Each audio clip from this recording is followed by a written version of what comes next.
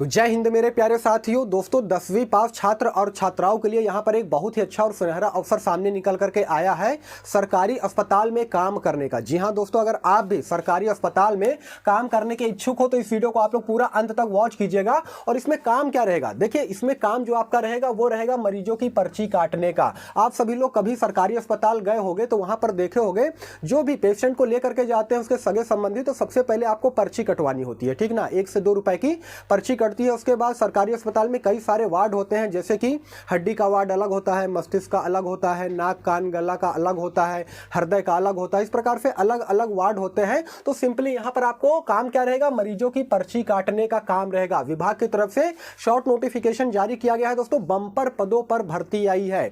और अगर आप 10वीं पास है ना तो आप यहां पर अप्लाई कर सकते हैं। किसी प्रकार का कोई भी एग्जाम नहीं होगा। जी हां दोस्तों, यहां पर मेरिट बेस्ड सिलेक्शन होने वाला है। सारा A to Z जानकारी मैं आपको आज के इस वीडियो में देने वाला हूं। वीडियो को आप लोग बिल्कुल अंत तक वॉच कीजिएगा। और प्लीज यार, अगर चैनल पे अगर आप सभी लोग पहली बार या फिर नए हो ना तो चैनल को जरूर सब्सक्राइब कर लीजिएगा इसी प्रकार के गवर्नमेंट जॉब के मोर अपडेट के लिए, क्योंकि आपका एक लाइक और एक सब्सक्राइब ना अंदर से बहुत ज्यादा मोटिवेट करता है। और आप सभी लोग को मालूम है दोस्तों कि वीडियो बनाने में काफी मेहनत लगती है, इसलिए यार चैनल को आप लोग जरूर से जरूर सब्सक्राइब कर दीजिए। आइए वीडियो को कंटिन्यू करते हैं। देखिए नंबर ऑफ टोटल पोस्ट की मैं बात करूंगा तो 42,369। जी हाँ दोस्तों, बंपर पदों पर भर्ती आई है। 42,000 से भी ज्यादा पदों पर यहां पर भर्ती जो है वो आने वाली है। एज क्राइटेरिया की मैं बात करूंगा तो सभी 18 साल से लेकर के 35 साल तक के जो कैंडिडेट है ना वो यहां पर फिल कर सकते हैं। और ये मैंने जनरल कैंडिडेट का आपको एज क्राइटेरिया बताया है। वहीं पे अगर मैं ओबीसी कैंडिडेट की मैं बात करूंगा तो उनको उम्र में छूट भी दिया जाएगा। कहने का मतलब है ओबीसी के जो कैंडिडेट है वे 38 साल तक फॉर्म को फिल कर सकते हैं। उसके अलावा SC ST जो कैंडिडेट है वे उनको 5 साल का छूट दिया जाएगा। कहने का मतलब है वे 40 साल तक फॉर्म को यहाँ पर फिल कर सकते हैं। तो यहाँ पर पर्याप्त मात्रा में एज क्राइटेरिया दिया जा रहा है। अब मैं बात कर लेता हूं एज की गणना जो है वो कब से किया जाएगा दोस्तों, तो 1 जुलाई 2024 से यहां पर आपका एज का गणना किया जाएगा। जी हां दोस्तों, 1 जुलाई 2024 से आपका एज काउंट किया जाएगा। और योग्यता जैसा कि मैंने आपको शुरुआत में ही बता दिया है, सभी 10वीं पास छात्र और छात्राएं यहां पर फॉर्म को फिल कर सकते हैं। देखिए आपको फॉर्म फिल करने के लिए कौन कौन से दस्तावेज की जरूरत पड़ेगी वो भी मैंने यहां पर लिख रखा है, जो कि मैं आपको बताऊंगा, ठीक है ना।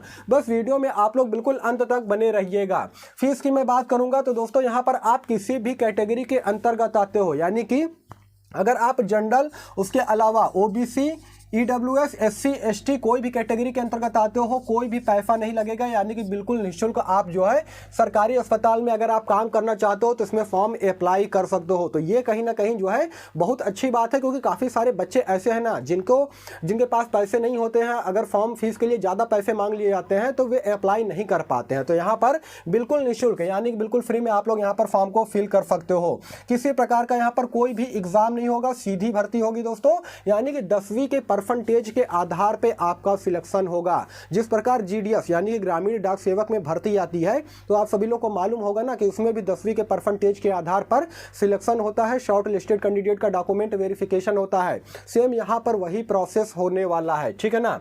ऑल इंडिया के मेल और फीमेल कैंडिडेट अप्लाई कर सकते हैं। और यहां पर अगर मैं सैलरी की आपकी बात करूंगा कि आपको सैलरी कितना दिया जाएगा, काफी सारे बच्चों के मन में ये डाउट होगा, तो मैं आपको बता रहा हूं जो मंथली आपको सैलरी दिया जाएगा वो दिया जाएगा 18,000 रुपए के आसपास। लेकिन इसमें आपको महंगाई भत्ता यानी कि डियरनेस अलाउंस भी दिया जाएगा दोस्तों। और वो दिया जाएगा, देखिए वो डिपेंड करता है आपके किस स्टेट में जो है आपकी जॉब लगी है, किस स्टेट में आप नौकरी कर रहे हो। कहीं कहीं पर होता है क्या है कि 1,000 रुपए डियरनेस अलाउंस दिया जाता है और कहीं कहीं पर 1,200 रुपए दिया जाता है, ठीक है ना। तो लगभग 19 से 20,000 के आसपास आपकी टोटल सैलरी जो है वो रहने वाली है। अब सबसे बड़ी बात आ जाती है कि सर ये बताइए भर्ती प्रक्रिया किस प्रकार से होगा, यानी कि सिलेक्शन प्रोसेस किस प्रकार से होगा, उस पर एक नजर देख लेते हैं।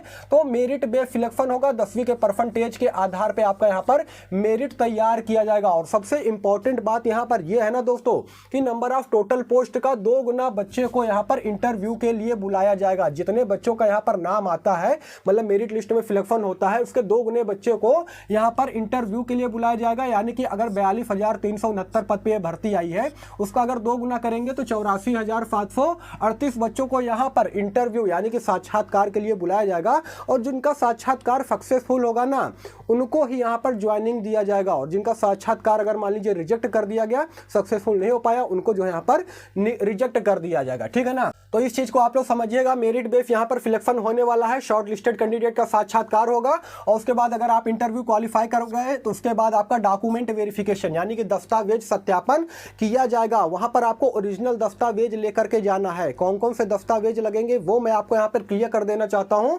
देखिए, सबसे पहले तो आपका 10वीं का मार्कशीट या सर्टिफिकेट आपके पास होना चाहिए, ठीक है ना, और वो भी ओरिजिनल सर्टिफिकेट लेकर के जाइएगा, ठीक है ना। वहां पर अगर मतलब की जरूरत पड़ेगा तो आप जीरोक्स कॉपी करवा सकते हैं, लेकिन यहाँ से आप जो है ओरिजिनल सर्टिफिकेट लेकर के जाइएगा। उसके अलावा दूसरे नंबर की बात करूंगा तो आपका कास्ट सर्टिफिकेट लगेगा, वो भी स्टेट लेवल का। देखिए, एक सेंट्रल लेवल का कास्ट सर्टिफिकेट होता है जो कि ग्रामीण डाक सेवक की जो भर्ती आती है ना उसमें सेंट्रल लेवल का लगता है, लेकिन यहाँ पर आपका स्टेट लेवल का कास्ट सर्टिफिकेट लगेगा। जनरल वालों का कास्ट सर्टिफिकेट नहीं लगता है। अगर आप OBC, EWS, SC, ST category के अंतर्गत आते हो तो यहाँ पर जो है आपका स्टेट लेवल का कास्ट सर्टिफिकेट लगेगा। उसके अलावा रेसिडेंशियल सर्टिफिकेट जिसे हम लोग परमानेंट निवास प्रमाण पत्र बोलते हैं वो आपके पास होना चाहिए दोस्तों, वो लेकर के जाइएगा। आधार कार्ड होना चाहिए, पैन कार्ड होना चाहिए, वो भी ओरिजिनल। और एक चीज आप लोग बिल्कुल ध्यान दीजिएगा कि आपका आधार कार्ड और 10वीं के जो मार्कशीट होंगे ना उसमें आपका नाम, पता, date of birth, father name और जो एड्रेस होगा वो बिल्कुल सेम होना चाहिए। अगर उसमें किसी प्रकार का मिसमैच होगा ना तो आपको हो सकता है कि डॉक्यूमेंट वेरिफिकेशन में जो है रिजेक्ट कर दिया जाए। इस चीज को आप लोग बिल्कुल ध्यान से समझिएगा। आपका जो आधार कार्ड है और 10वीं का मार्कशीट है उसमें आपका नाम, father name, date of birth और आपका जो एड्रेस है वो बिल्कुल सेम होना चाहिए, किसी प्रकार का इसमें मिसमैच नहीं होना चाहिए, ठीक है ना।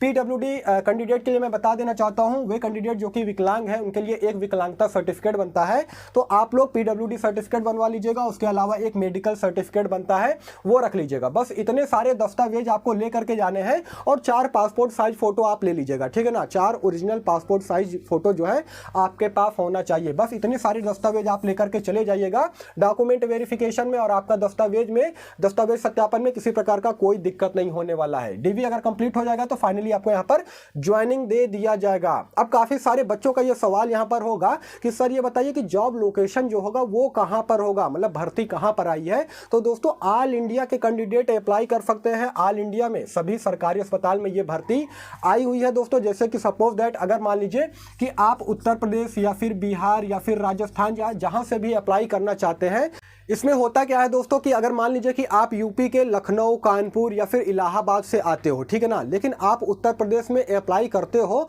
तो आपको हो सकता है कि कोई भी सरकारी अस्पताल दे दिया जाए, लेकिन आपको यूपी में ही रह करके काम करना पड़ेगा। उसके अलावा अगर आप राजस्थान से आते हो तो राजस्थान में कहीं से भी आते हो, राजस्थान में अप्लाई करोगे तो राजस्थान के किसी भी डिस्ट्रिक्ट में आपको यहाँ पर काम करने का मौका मिल सकता है, ठीक है ना। ड्यूटी टाइम की अगर मैं बात करूंगा तो सरकारी अस्पताल का सिस्टम आप सभी लोग को मालूम है दोस्तों, 8 घंटे का ड्यूटी टाइम रहता है, यानी कि सुबह 9 बजे आपको जाना है और शाम के 4 बजे तक आपका ड्यूटी टाइम रहने वाला है। उसके अलावा दोस्तों बीच में आपको 1 घंटे का लंच टाइम दिया जाएगा, लगभग 1 से 2 बजे के बीच में आपका लंच टाइम का जो रहता है वो चीज आपको यहां पर दिया जाएगा। तो 9 से 4 आपका सिंपल रूप से ड्यूटी टाइम होने वाला है। अब सबसे बड़ी बात यह आती है कि सर ये बताइए इसका ऑनलाइन आवेदन जो है वो कैसे करेंगे, मतलब कब से इसका ऑनलाइन आवेदन स्टार्ट होगा। तो दोस्तों विभाग की तरफ से अभी शॉर्ट नोटिफिकेशन जारी किया गया है, उसमें बताया गया है कि जो ऑनलाइन आवेदन आपका होगा वो होगा 10 फरवरी से। जी हां दोस्तों, 10 फरवरी 2024 से इसका ऑनलाइन आवेदन जो है स्टार्ट हो जाएगा। तो दोस्तों अभी आप सभी लोगों के पास समय है, अगर आपके पास ये दस्तावेज नहीं है तो दस्तावेज कंप्लीट कर लीजिए, क्योंकि काफी सारे कैंडिडेट ऐसे होंगे जिनके पास कास्ट सर्टिफिकेट नहीं होगा या फिर रेसिडेंशियल सर्टिफिकेट नहीं होगा, या फिर काफी सारे कैंडिडेट ऐसे हैं जिनका कि आधार कार्ड में नाम, एड्रेस और जो डेट ऑफ बर्थ वगैरह होगा वो मिसमैच होगा। तो अभी आपके पास समय है, इसे सुधरवा लीजिए, ठीक है ना। अपडेट होता है जन सुविधा केंद्र से जाकर के आप लोग सुधरवा सकते हो। तो अभी 10 फरवरी से इसका ऑनलाइन आवेदन स्टार्ट हो जाएगा दोस्तों। इस पर मैं एक वीडियो और बनाऊंगा, सेपरेटेड वीडियो, ठीक है ना। जब से इसका ऑनलाइन आवेदन स्टार्ट होगा तो इस पर मैं एक सेपरेटेड वीडियो बना करके मैं आपको इंफॉर्मेशन दे दूंगा। तो एक बहुत अच्छी वैकेंसी आई है दोस्तों 10वीं पास छात्र और छात्राओं के लिए। सरकारी अस्पताल में मरीजों की पर्ची काटने का यहाँ पर सिंपली काम करना रहेगा। उम्मीद करता हूं कि वीडियो आपको इंफॉर्मेटिव लगा होगा। देखिए अगर इस भर्ती के रिगार्डिंग में आपका किसी प्रकार का कोई भी डाउट हो, कोई भी संदेह हो ना, तो कमेंट सेक्शन खुला है, आप कमेंट कर सकते हो, मैं उसका रिप्लाई देने का भी पूरा कोशिश करूंगा। बाकी फिर मिलेंगे किसी नेक्स्ट वीडियो में, तब तक के लिए धन्यवाद।